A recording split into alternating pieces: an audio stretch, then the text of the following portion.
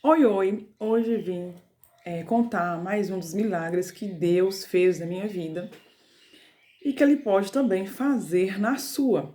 Mas antes de começar, contar como que eu aqui em Araçuaí, o Senhor Jesus me mostrou aonde que estava um celular lá em São Paulo. Antes de eu contar, eu vou ler aqui a palavra do Senhor para não ficar só em minhas palavras. Lembrando que Deus, Ele é fiel e que Ele te dá o dom e que Ele também te mostra. Só que muitas vezes nós ficamos distraídos com tantas coisas, talvez até com redes sociais ou outras coisas, com problemas ou até mesmo com bênçãos e não percebemos Deus falando conosco. A palavra de hoje está em Lucas 1:37, que diz assim: Lucas 1:37, tá bom? Porque para Deus nada é impossível. Exatamente. Eu sei que muitas pessoas não acreditam, eu sei que também nos dias atuais de hoje, com tantos charlatões, com tantas profetadas, com tantas revelações falsas, é meio difícil acreditar em muitas coisas, eu falo até por mim. Mas isso aconteceu em 2006 para 2007, e num tempo, né, que o evangelho ainda era sério, que hoje não é tão sério assim, nós sabemos disso, e eu não vou ser aqui, né, hipócrita de falar que é tão sério como antes, que não é. Hoje está faltando remanescentes na terra. Remanescentes são aquelas pessoas que não são religiosas e que não são falsos profetas, como muitos por aí, que revelam coisas que nunca vão acontecer. Mas enfim, o vídeo não ficar longo, né? Porque também tem isso, que as pessoas hoje não gostam de vídeo longo, a correria da vida, e o sistema, né? Gosta de tudo rápido, né? E então, eu estava aqui na minha cidade de Araçuaí, e o meu esposo estava no corte de cana, né? A qual eu também fui depois de anos.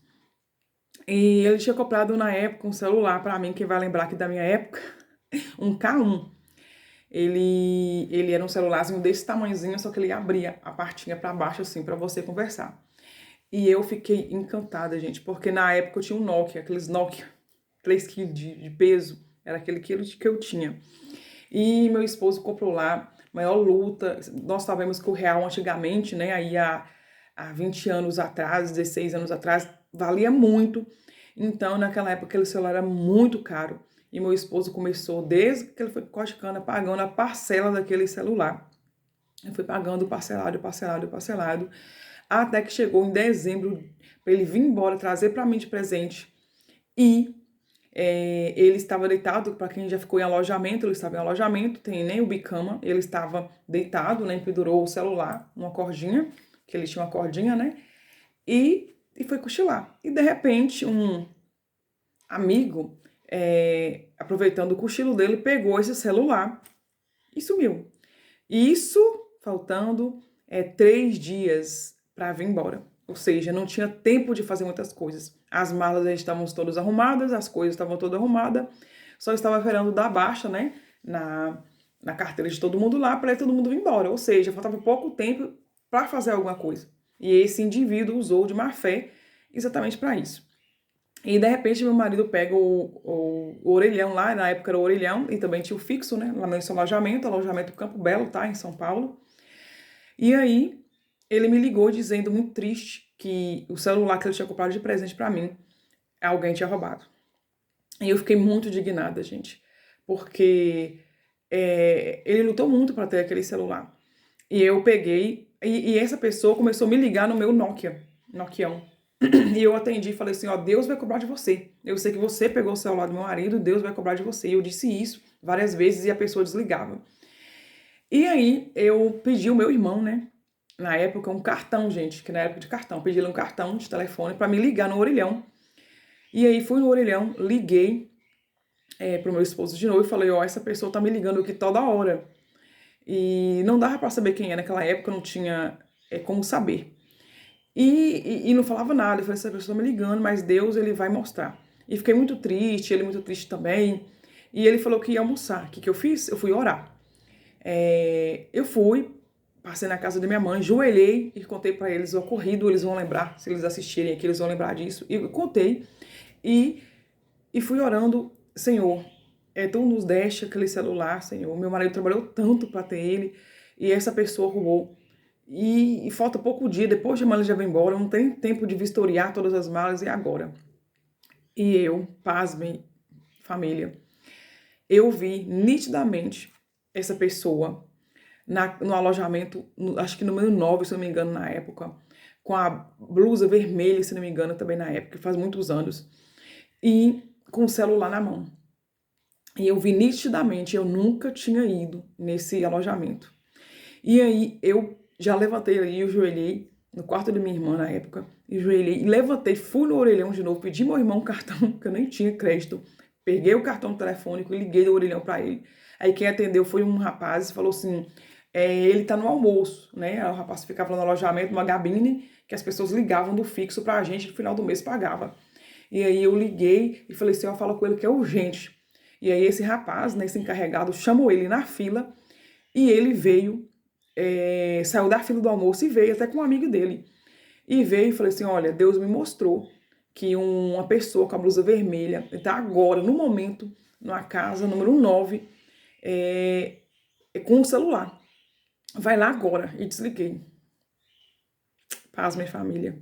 Quando ele chegou lá, esse rapaz estava com o celular na mão e com a capinha na outra, que era uma capinha de couro, né? Que colocava o celularzinho, que era assim, ele ficava grande na mão. E o amigo que estava com ele falou assim, mentira que isso aconteceu.